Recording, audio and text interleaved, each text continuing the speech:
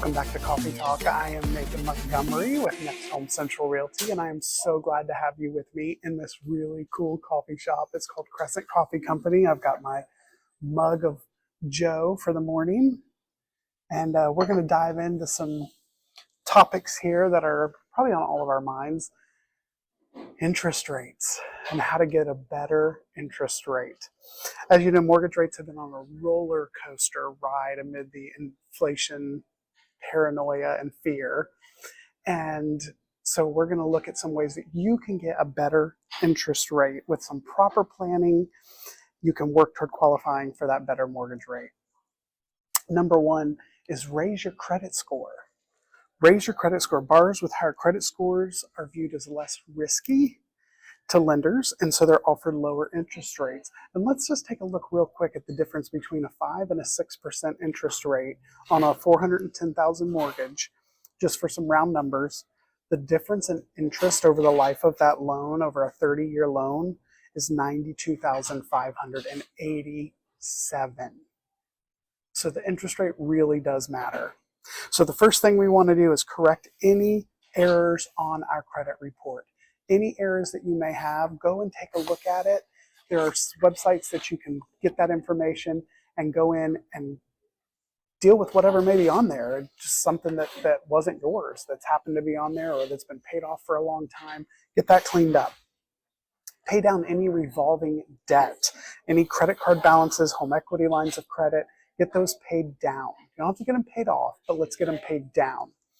Avoid closing old credit card accounts. I know that seems weird, but if you have old credit card accounts that are in good standing, don't shut them down. Just keep that open, because you want to show that your ability to have credit. Make all future payments on time.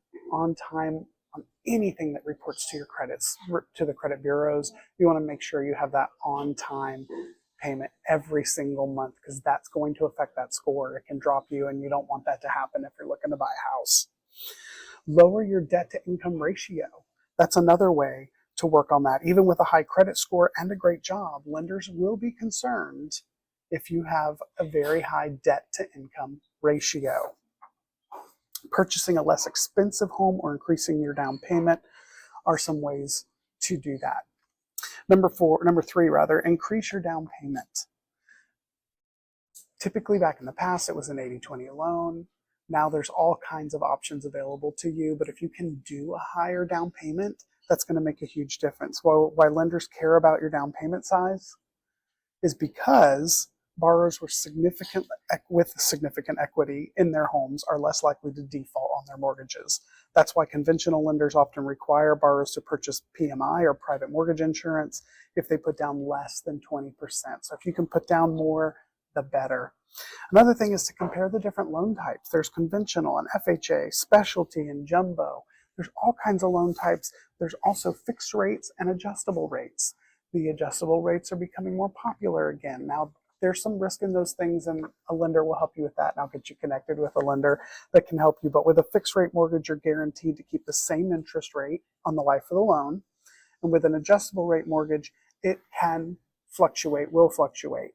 So just some things to keep in mind. Again, talking with a lender, that'll help out.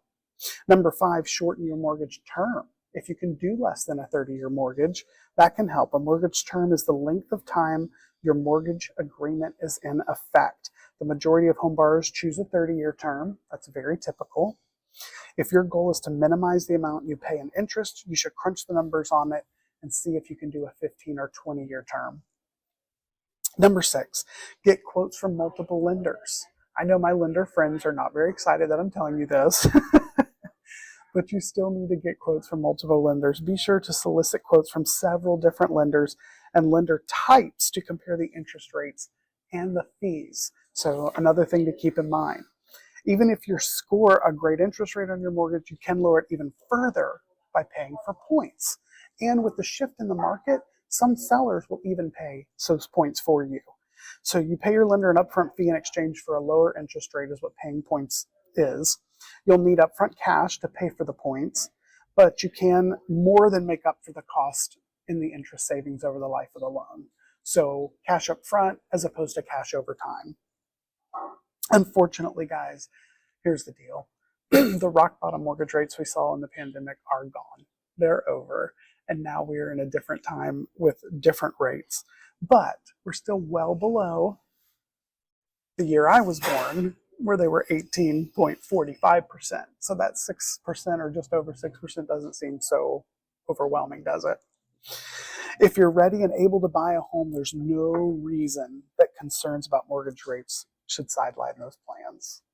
The reality is that many economists predict home prices to continue climbing, so you may be better off buying today at a slightly higher rate than waiting and paying more for a home in a few years.